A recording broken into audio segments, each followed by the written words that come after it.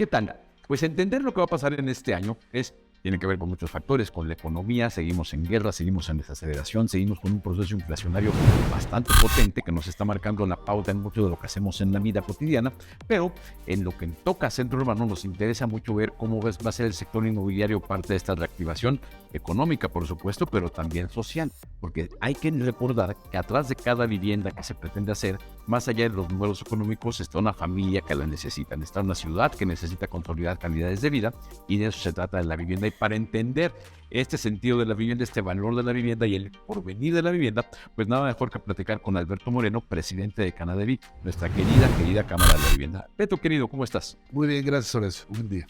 Oye, pues un año de retos, ¿no? ¿Cómo sientes? A ver, el año pasado fue de claroscuros en el sector vivienda porque veíamos que muchas empresas les fue bien, pese a todo, pero me parece que el gran perdedor del año pasado fue que aunque a las empresas les haya ido bien, a las que les fue bien, hay un rezago importante en la falta de producción de vivienda económica. Eso sigue siendo un pendiente muy grave, ¿no?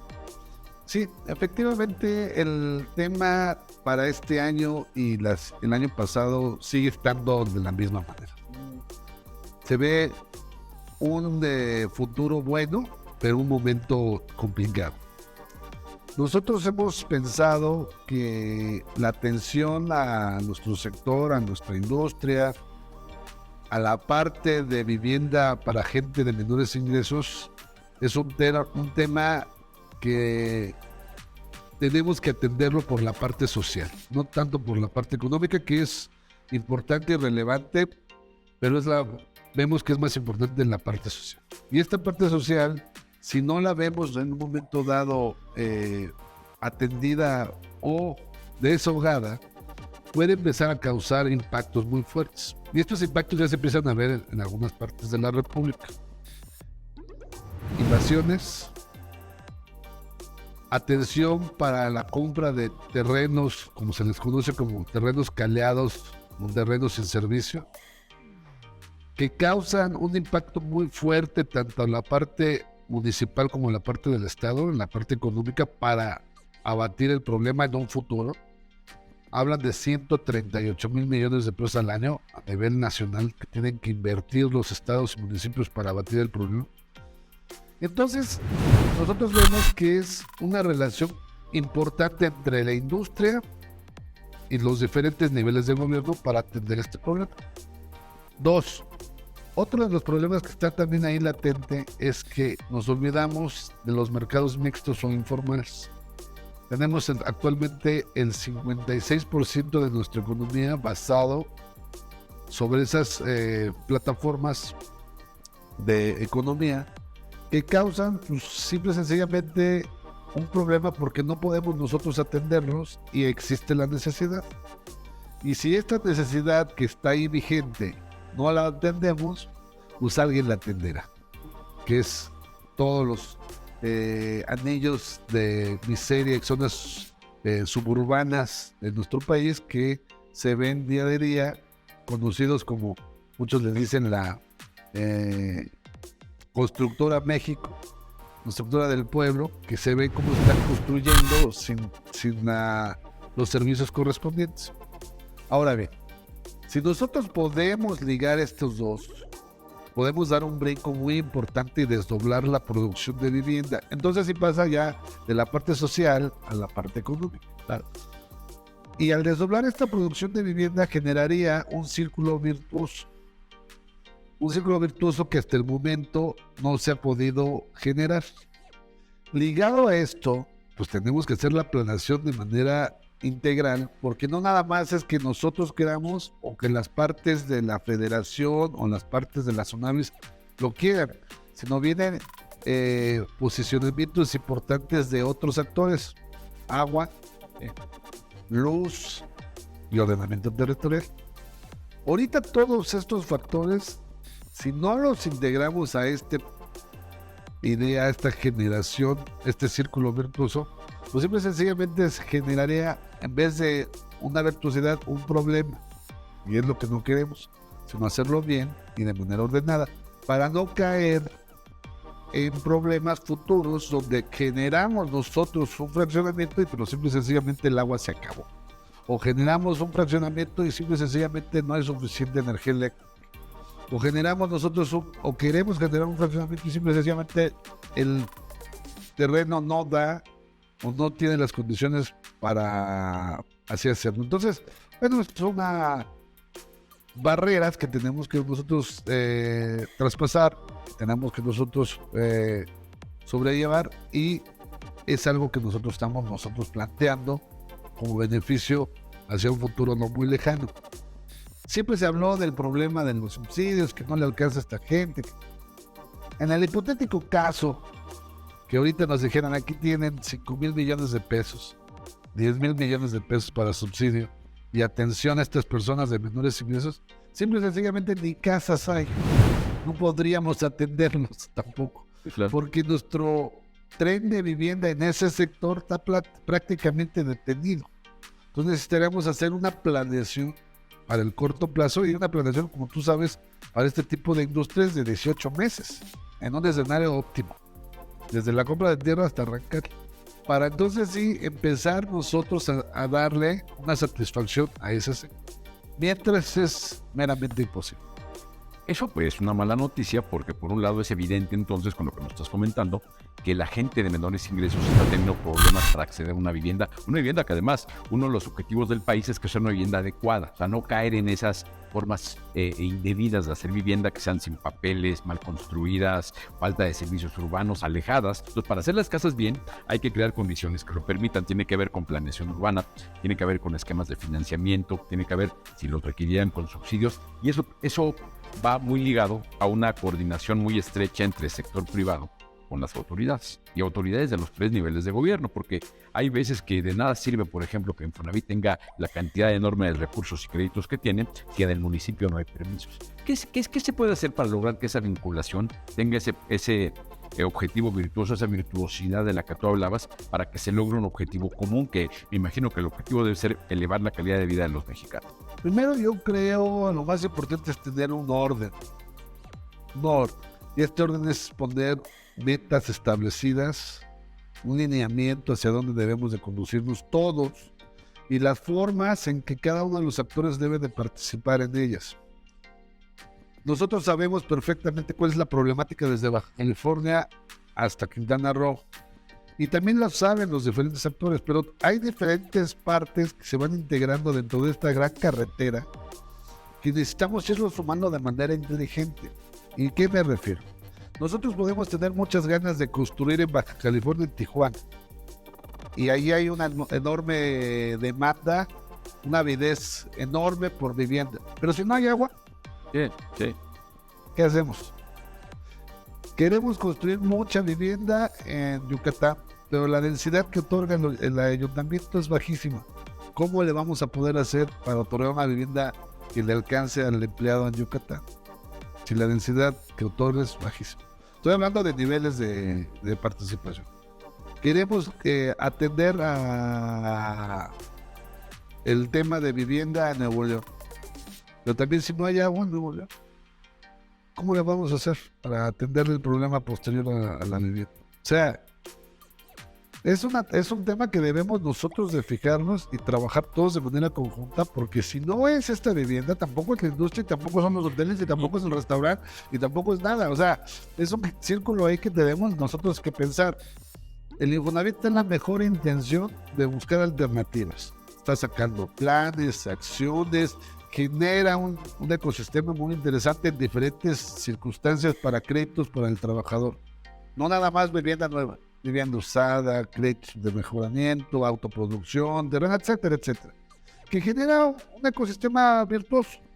Pero atrás de esto hay otras cosas que debemos nosotros de trabajar. Y estas otras cosas es poner orden hacia dónde queremos dirigir. Y orden es ayuntamientos, gobiernos estatales y la federación. Porque si no, todos jalamos para diferentes lados y en vez de sumar, restamos. Y eso es lo que debemos nosotros pensar. Vemos el ejemplo tú que ahora que hablabas de Nuevo León, ahora que se anunció que Tesla va a poner ahí una gran fábrica, en esa fábrica tendrán que vivir, que los trabajadores tendrán algún lugar para vivir, ¿no? Van a hacer falta casas, y van a hacer falta casas idealmente bien ubicadas, idealmente con ciertas características. Los procesos tienen que ser integrales. Si queremos un objetivo regional, un objetivo de ciudad, tiene que venir acompañado de soluciones que tengan espacio público, que tengan vivienda, que tengan movilidad, todo aquello, y ahí se requiere una coordinación muy estrecha. Ahora, la buena noticia es que en lo que toca al sector vivienda, está muy demostrado que la capacidad instalada de la industria es muy sólida. Ahora que tuvieron la convención de Canadevi en meses recientes en Mérida, el director de Sociedad Hipotecaria Federal hablaba de que tenían que había más o menos 3,000 empresas haciendo vivienda en el país. No todas socias de Canadevi, muchas socias de Canadevi, pero 3,000 empresas. Eso significa una enorme riqueza de que hay empresarios locales haciendo vivienda por todos lados, empresarios arraigados que conocen su industria, que conocen a su gente, que conocen la localidad, que tienen compromiso con sus regiones, con sus ciudades. Esa es una gran fortaleza que hay que aprovechar, ¿no? La capacidad instalada que tiene la industria, la capacidad instalada que tienen los socios Canadevi. Sí, sin duda nuestra industria es una industria que a partir de todos estos años se han generado millones de viviendas. Es una industria, yo creo que aparte resiliente, que se transforma. O sea, es una industria que busca siempre la disrupción, pero también es una industria reactiva. No es una industria, y lo debo reconocer, que hemos planeado. No hay un plan que nos rija como industria en el mediano y largo plazo. Estamos en una industria que nos indique qué queremos como ciudades para dentro de 5, 10, 15 años. ¿Qué queremos formar? ¿Hacia dónde nos debemos dirigir? Y sobre todo, ¿cómo vamos a actuar todos? Es muy importante, o sea, porque no podemos nosotros caer en una anarquía donde nosotros jalamos de un lado, otros jalan para otro lado, otros jalan para otro lado, sino que todos dirigirnos y que haya un faro que nos guíe hacia dónde tomar el viaje. Entonces, nosotros pensamos que esto, ahora que vienen cambios de gobierno y todo esto, debe de estar perfectamente considerado dentro del plan de las personas que nos van a dirigir como país, que la vivienda es un factor importantísimo, relevante y aparte un derecho constitucional, que deben de fijar muy bien las bases para que esto genere, como repito, un círculo virtuoso, y que atrás de la industria que va a llegar, porque va a llegar un montón de inversiones, esos son hechos en el cual debemos estar nosotros listos y preparados para solventar el problema de cómo hacerle. Hay problemas ahorita ya muy claves y ya vistos. Inflaciones, tasas de interés, precios de la tierra, falta de mano de obra. Ya hay muchos problemas. Bueno, estos problemas pueden ser aminorados si trabajamos de manera conjunta, si trabajamos de manera ordenada, si trabajamos de manera direccionada. Y repito, y en vez de que cada quien jale por su lado, sumar esfuerzos y que se vuelvan estas sumas un efecto multiplicador. Repito, una industria que va a poner un ladrillo, lo primero que se fija es: ¿hay agua? ¿Hay luz? ¿Hay dónde van mis trabajadores? Nosotros estamos en esa ecuación, tenemos que trabajar en ello para que todo rinda frutos. Sí, por supuesto, hay que tener una coordinación para definir grandes objetivos país, grandes objetivos región, grandes objetivos de estado, grandes objetivos de ciudad. Y si el objetivo de Monterrey, por ejemplo, es ser un gran polo económico como lo ha sido históricamente, tiene que tener la capacidad de atraer y mantener inversiones, pero esas inversiones requieren que también esté la capacidad para atraer y mantener talento. Y ese talento requiere que en las ciudades donde va a vivir la gente, lo mismo desde los más altos ejecutivos hasta la gente que está en los sectores obreros, tengan calidades de vida garantizadas por la ciudad y por la vivienda. Ahora, en ese sentido, tú hablabas de que había varios retos importantes. Uno, reactivar la vivienda social. Otro muy claro, crear mecanismos que incentiven esquemas de financiamiento dirigidos a esas economías mixtas, ¿no? Porque desafortunadamente tenemos en México dos grandes motores de la vivienda que son grandes bastiones de la política social del país, que son Infonavit y Foviste. Pero hay 55% de la población económicamente activa que no tiene acceso a estos dos grandes fondos de vivienda y a los que habría que crear nuevos mecanismos. ¿Cuál sería lo que en Canadevi tienen analizado para atender estas dos cosas, la vivienda económica y a los trabajadores de economías mixtas? Mira, la vivienda económica, primero estamos nosotros buscar alianzas con los gobiernos municipales, de ahí vemos el origen, y los gobiernos estatales. Y después te platico lo de la parte de la federación.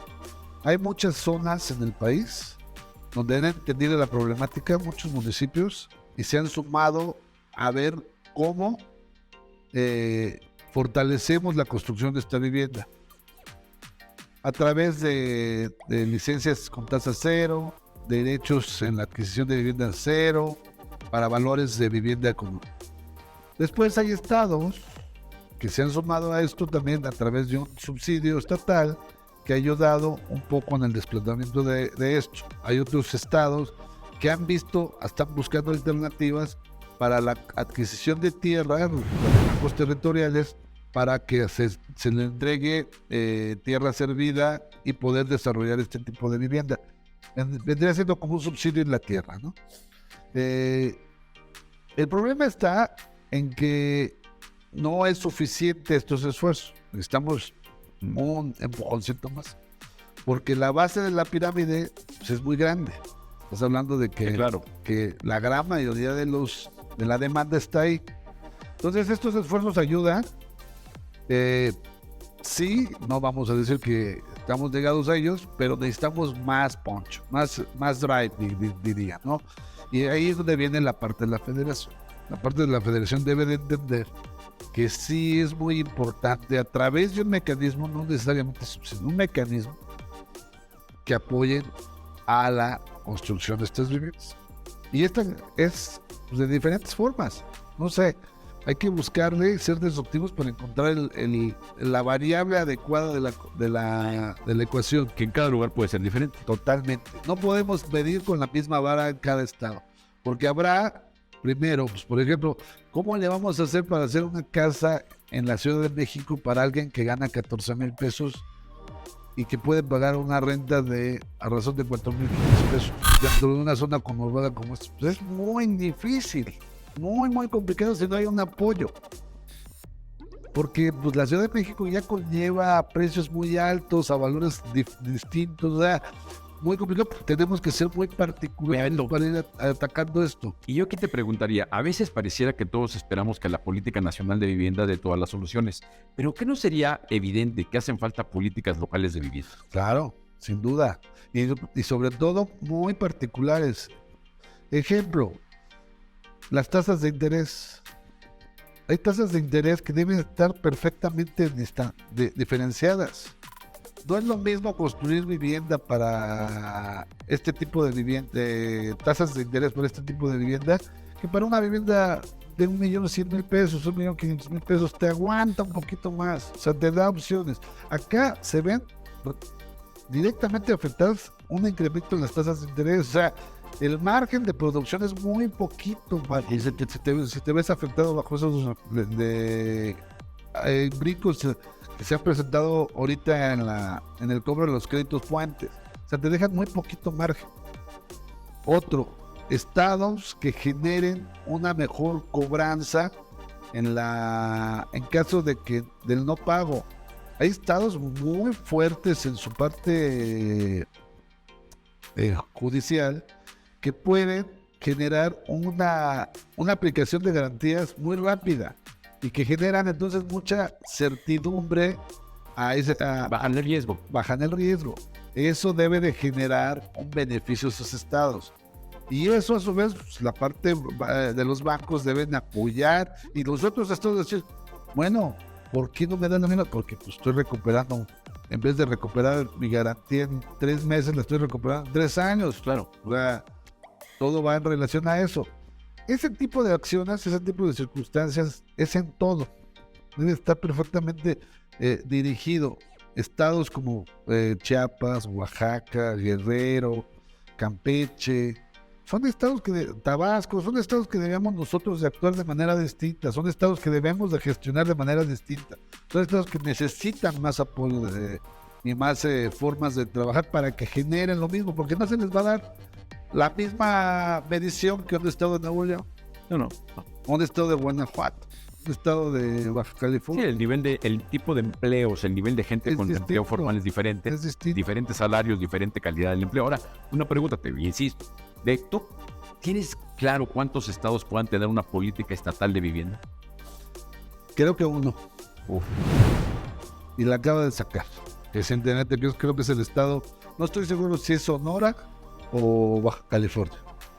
O sea, no hay una política estatal de vivienda que esté por lo menos actualizada y enfocada a este tipo de circunstancias. La atención de personas de bajos ingresos y de los mercados mixtos. Hay estados que se ven reflejados con más necesidad de atención a mercados mixtos, los que acabo de mencionar, que la economía está basada en ellos, prácticamente 70-75% de mercados informales. Y hay estados que no necesitan mucho, como es, repito, Baja California, Nuevo León, que toda la gente trabaja en el mercado formal, ¿no? En un empleo, estás hablando de quizá 20-15% de mercados informales. Deben ser medidos de manera distinta y trabajar de manera distinta. Y esa diversidad es lo que generará también formas de trabajo y enfoques muy particulares para trabajar hacia un mismo objetivo, que puede ser, eso sí, una misma línea de conducción. Ahora, en toda esta lógica de lo que tú estabas comentando, hay pocas políticas locales de vivienda. Un estado quizá tenga una política de vivienda ya reciente, municipios seguramente menos, pero hay un gran pendiente cuando hablamos de planeación urbana y políticas de vivienda, que es las zonas metropolitanas. Las zonas metropolitanas son un limbo donde de pronto puede ser que haya una política de vivienda en la Ciudad de México y de nada sirve si no tiene la continuidad y la coordinación con las políticas que tuviera que haber en toda la conurbación que forma esta mancha urbana. Y eso pasa en todas las ciudades mexicanas, en Guadalajara, en Monterrey, en el Bajío, en todos lados. ¿Ustedes qué ven? O sea, Canadá evidentemente se está preparando para tener ideas muy claras para el cambio de gobierno. ¿Ustedes todo dónde ven las oportunidades, los retos y las oportunidades? Mira, hablar de ciudades urbanas y zonas metropolitanas es hablar también de esquemas bien particulares. Hay ciudades muy parecidas, por ejemplo, las zonas metropolitanas de Nuevo León, que es Monterrey, San Pedro, San Nicolás, todo eso, con Zapopan, Guadalajara, Tlaquepaque, ¿no? Eso tiene algunas, inclusive quizá también con las zonas de León y de Puebla. Obviamente los precios de estas de Puebla, que conozco bien, en comparación con la zona metropolitana de Nuevo León, de Monterrey, pues hay una dimensión también importante, o sea, una diferencia muy grande, y que la atención debe ser totalmente distinta. Puebla, no se puede atacar la zona urbana en el primer anillo porque es un centro histórico muy complicado, que tiene muchas aristas. ¿Cómo querer nosotros hacer un centro histórico con cambios hacia edificios arriba de 7, 8 niveles? Afectarías toda la parte monumental del centro histórico de Puebla. Igual sucede quizá con el centro histórico de Guadalajara. Todas son aristas bien particulares que debes ver. Ciudades medias, Veracruz, Mérida, Chihuahua, etcétera, etcétera, tienen otras particularidades que quizás sea más fácil trabajar en ellas. El tema está, como decía, en el ordenamiento territorial.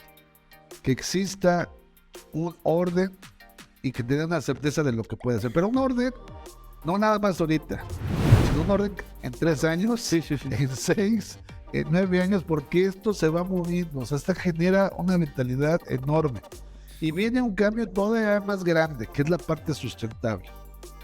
Al poco tiempo vamos a tener nosotros que como industria trabajar en estas huellas de carbón y en las huellas hídricas.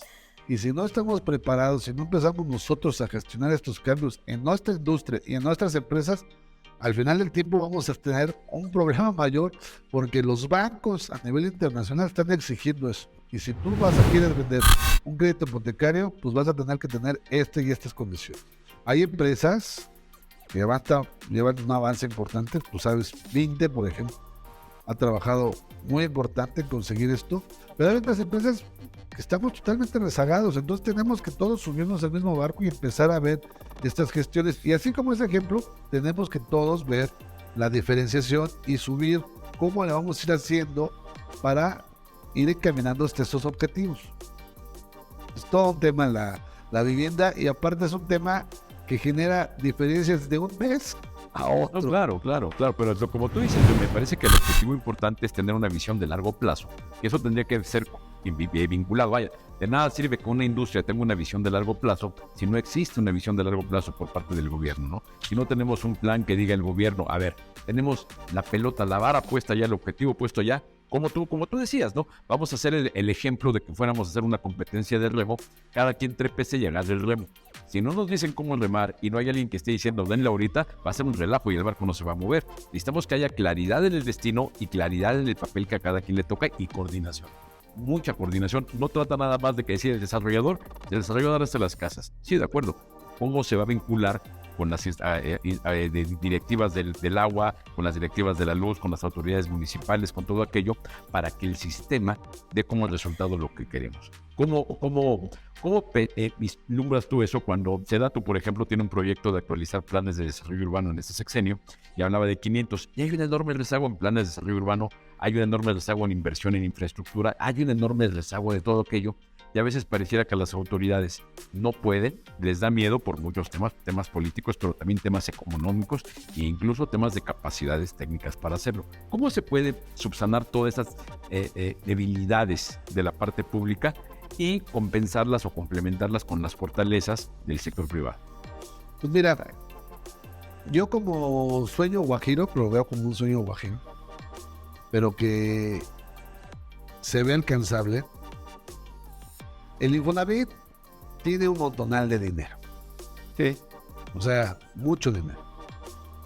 Y el Infonavit, desgraciadamente, en el corto y mediano plazo, no se va a ver ese gasto en colocación de créditos. O sea, sí se tiene que hacer. Ese es el espíritu propiamente del instituto, pero necesitamos nosotros dar la facultad. Todos estos planes de los PDM, los planes de desarrollo municipal, se necesita dinero. Sin duda se necesita dinero, y a lo mejor es parte de esta carencia. ¿Cuánto cuesta un plan bien hecho de desarrollo? Hablemos hipotéticamente 3 millones de pesos. 3, 4 millones. Sí. 4 millones. Por ahí debe estar. Escojamos 200 municipios, que quizás no se necesitan necesarios, pero vamos a escoger 200 municipios. De los 2.500, o 200 municipios. De 4 millones estás hablando de 800 millones de pesos. Para el Infonavit no es nada. Sobre todo no es nada. ¿Pero qué generaría el Infonavit? Una certeza. Una certeza. Brinquemos al otro sueño de Guajiro. Puebla hace 25 años hizo obras de infraestructura para agua con el gobernador Bartlett, un poquito más. Y dijo, tienen agua para 25 años. Ya pasaron los 25. Y hay un plan de agua que la jalan el agua por gravedades de Huachinango y cuesta, bueno, donde me quedé costaba 7.500 millones de pesos. Imaginemos que en 20 estados de la República hay necesidad de estos planes y que cuestan 8.000 millones de pesos. Si multiplicamos 8.000 por 20, estás hablando de 160.000 millones de pesos de infraestructura hídrica para la República. 160.000 millones de pesos para el Infonavit no es nada. Que se lo prestan los gobiernos de los estados, que genera un plan de pago a 20 años, 15 años, que genera esa... Y genera una... Porque es la cooperación, esa es de la inversión. O sea, había retorno por el consumo de ese... No se va a regalar. Claro. Es directamente para el beneficio y el espíritu de construcción de vivienda. No se va a regalar, se le va a cobrar a los estados. Como una banca de segundo piso o una banca de primer piso que le vas a prestar para que tú me vas a pagar a 25 años, 20 años un interés que te va a generar un beneficio para el... Obviamente el espíritu del Infonavit está creado para eso, pero puede cambiarse ese espíritu para obras de infraestructura de este tipo, que generen esa sinergia. Imagínate tú que hubiera 20 obras hídricas en el país en beneficio de la industria de la vivienda. Da certeza, das garantía. Ahora, estamos tratando el tema. No, la percepción sería otra. Bueno, claro, ¿no? Todos nos estaríamos por delante metiéndole dinero. Porque además imagínate la cantidad si estamos hablando de que hace falta, es un tema de recursos. Si se mandan esas señales de confianza, seguramente habrá grandes bolsas internacionales que volteen acá por el interés de meterle, porque obviamente ahorita sabemos que si tú lo decías hace un momento, que en el futuro el financiamiento que habrá disponible va a ser verde y va a ser de impacto social. Entonces, en la medida en que el sector y los gobiernos locales empiecen a voltear a hacer obras que tengan un mayor impacto en temas verdes y en temas sociales, seguramente habrá mayor forma de fondear proyectos de todo tipo. Porque estamos hablando, y tú lo dijiste también, de nada sirve pensar en hacer las viviendas sociales si de pronto no existen los créditos y subsidios para poderlas colocar. Tampoco sirve hacer los créditos si lo que falta es vivienda. Hay que hacer un sistema para fortalecer al mismo tiempo tanto la oferta como la demanda. Sí, sin duda. O sea, necesitamos nosotros ver cómo, primero, sabemos que está en la demanda. Ahí está la demanda. Ese es un problema ya subsanado. Que ahí está. Se tiene cuantificada, se tiene bien identificada y sabemos dónde. Eso es una muy buena noticia. Ahora vamos a ver cómo generamos esta oferta. Repito, el Infonavit está viendo alternativas, está trabajando en ello, está viendo formas de hacerlo. Sí, hay que sumar otros actores, porque no es suficiente. Desgraciadamente ahorita, en este momento no es suficiente. El director lo sabe y se suma a los gobiernos estatales y municipales a que pase esto y que hagan una virtuosidad en el tema. No se ha podido completamente o no se tienen los recursos porque no es sencillo. No es sencillo. Siempre hablamos del problema de monetario, no es sencillo. Y aparte de todo, pues también la coordinación es lo más difícil. La implementación tampoco es en automático. Lo más difícil. Repito, el Infonavit tiene ganas, lo sabe, está trabajando en ello. Los bancos tienen ganas. El nuevo presidente que va a tomar la presidencia de la ABM tiene ganas de buscar alternativas de crédito hipotecario para estos mercados. Tiene igual que el actual, pero no se consolidó. Entonces hay que ver la manera como se consolida, porque actualmente los bancos han generado una colocación muy importante, pero arriba de un cheque de $1.5 million de pesos. Sí, ya ven, no, 900. 900. Bueno, 900, lo cual es muy alto, ¿no? Y tenemos un montón de gente con cheques listos abajo. Hay que ver cómo lo hacemos, porque repito, ahí está y la demanda lo exige. Ahora hay que trabajar en la oferta. Y esta oferta es donde viene infraestructura, obras, ordenamiento, leyes, etcétera, etcétera, para coordinar y satisfacer en la otra parte de la banqueta, que es la demanda, ¿no? Ahora, ustedes en Canadevi tienen el sentir de todo el país. Tienen empresas de todas las regiones del país, de ciudades grandes, ciudades chicas. Hay empresas muy pequeñas. Bueno, volvemos. Ya lo platicábamos antes de empezar esta charla, ¿no? Decir, bueno, empresas pequeñas que hacen 50 casitas son empresas que ya tienen una facturación adecuada. Pero el punto es, con este sentir que tienen, este pulso que tienen de lo que está pasando en la industria de la vivienda, ¿tú cómo sientes? El año pasado, como decíamos, fue un año de claroscuros, donde a algunas empresas les fue bien. El promedio le fue más o menos, y ese promedio de más o menos significa que a uno les fue muy bien, pero seguramente a uno les fue mal. ¿A quién le fue mal y por qué? Pues mira, no es que nos haya ido mal, simple y sencillamente siempre existe esa añoranza, ¿no? De cuando construíamos 570,000 viviendas, ¿no? Siempre existe esa... ¿Cuántas se hicieron el año pasado? Yo creo que anduvimos cerca de las 200,000 viviendas. Bien poquitos. No son suficientes, pero el cheque de la vivienda es mayor. Es lo que digo, claroscuros. Entonces, eso es lamentable, porque cuando se habla de la industria, fíjate, a mí me pasa mucho que cuando hablo de la industria pareciera que queremos hablar únicamente de la reactivación de la industria. Y la realidad es que a la industria per se no le fue mal, porque hizo menos casas, seguramente de menor riesgo, con mayores montos, con mayores márgenes, y facturó más. ¿Cómo lograr que sea esta virtuosidad de la que tú tanto has hablado en esta charla, donde se logre generar las viviendas, generar la rentabilidad de las empresas y al mismo tiempo hacer todo lo mismo? ¿Cómo sientes en las diferentes regiones del país? ¿Cuál es el sentir de los empresarios de la vivienda? Mira, el tema muy fuerte que yo encuentro es que los que estábamos construyendo vivienda económica dimos el brinco al siguiente escalón. Sí. Y encontramos un muy buen nicho, pero ya se nos empezó a acabar. y ahora estamos dando el siguiente escalón. Entonces, si teníamos aquí 3,000 empresas construyendo en toda la pirámide, ahora nos encontramos que hay 2,500 en los últimos escalones y todos peleándonos por los mismos clientes, habiendo abajo una oportunidad. La base de la pirámide es inmensa. Y sin nadie trabajar en ella. ¿No? Sin nadie trabajar en ella. Yo siempre he dicho, bueno, a lo mejor el mix de vender casas baratas, más económicas, medias y caras, te permiten entonces hacer muy atractivo tu negocio. Es decir, uno te va a dar flujo, poca ganancia, pero flujo. Otro te va a dar un poquito más de ganancia y un poquito más de flujo, menos de flujo. Y otro te va a dar poco flujo, pero mucha ganancia. A lo mejor este mix es el que debemos de buscar como empresa. Pero hay algo que me preocupa más. Guanajuato, Yucatán, 2 ejemplos que me gusta tocar. Tienen un instituto de vivienda muy activo del gobierno del estado. Un instituto de vivienda municipal muy activo con leyes pro a la inversión. Los 2 estados.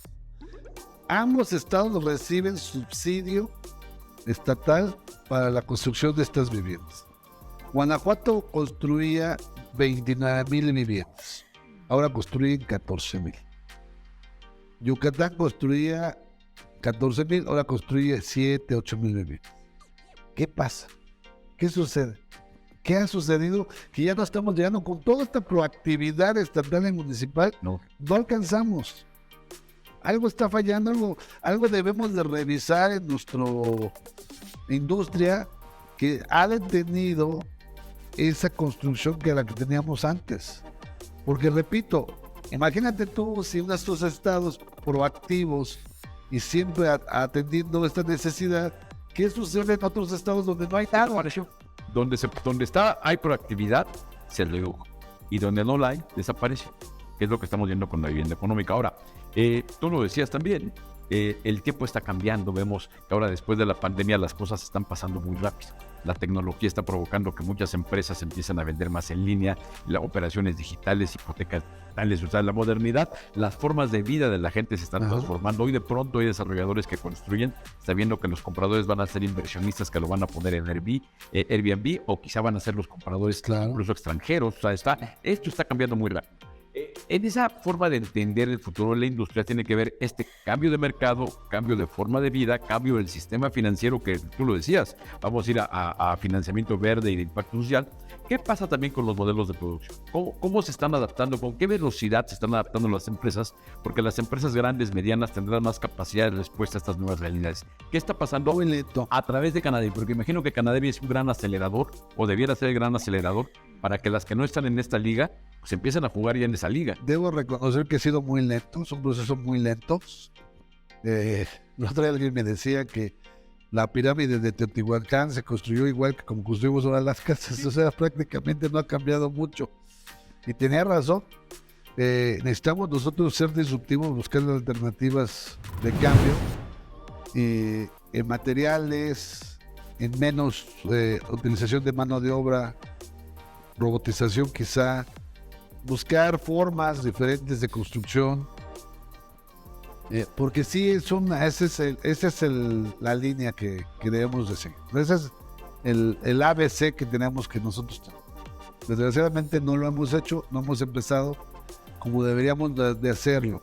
Dentro de este plan que estamos nosotros buscando es ver la manera de empezar a sesgar nuestra forma constructiva, la utilización de nuevos materiales, la utilización de tecnologías para cambiar todo esto. Y sobre todo también quizá los mismos desarrollos arquitectónicos. Sí, claro. Ha cambiado. Ya la familia nuclear de 2 padres, 2 hijos, ya no, quizá ya no exista como tal, o si existe es menor.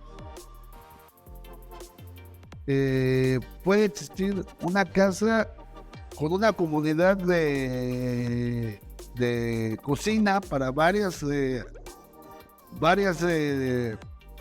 hogares y que den el servicio y no tener una cocina por una de las casas. A lo mejor existe también la posibilidad de dar espacios para las mascotas. Muchas partes de la República ofrecen espacios para las mascotas porque ya se necesita el espacio como tal. Otra es, ya no se necesitan recámaras. Mejor la gente no quiere vivir en una recámara, sino quiere tener como una especie de estudio.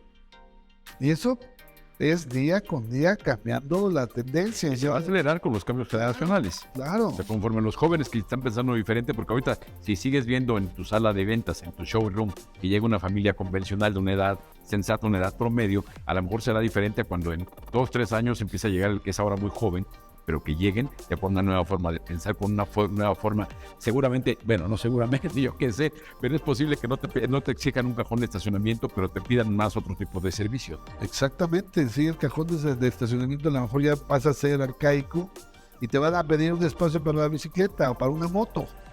No, lo tienes que pensar, lo tienes que considerar, o espacios para cargar carros eléctricos.